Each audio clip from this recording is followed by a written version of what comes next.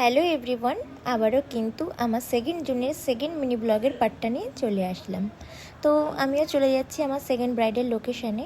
এবার তোমরা হয়তো ভাবতেই পারো যে আমি কেন মাঠের মধ্যে দিয়ে যাচ্ছি, কারণ ব্রাইডের বাড়ির লোক কেউ আমার ফোনটা রিসিভ করছিল না, সেই জন্যই তাদের বক্সের সাউন্ড শুনে শুনে আমি কিন্তু এইভাবেই লোকেশানে পৌঁছাচ্ছিলাম। আর যথারীতি আমি লোকেশানে পৌঁছেও গেছি আমার এই টেকনিকটাকে অ্যাপ্লাই করে। তো যাই হোক, এই ছিল কিন্তু আমার সেকেন্ড জুনের সেকেন্ড ব্রাইড। আমার assistant hair sari draping almost complete করে রেখেছিল, দেন আমি কিন্তু মেকআপ করতে বসে গেলাম।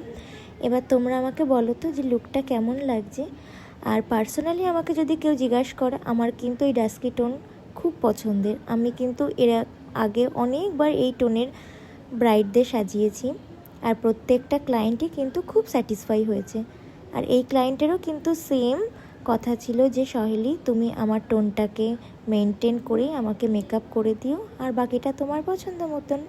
তো বলো তোমরা এই ব্রাইডকে কেমন লাগছে আর কতটা সুন্দর লাগছে। তো ভিডিওটাই পর্যন্তই।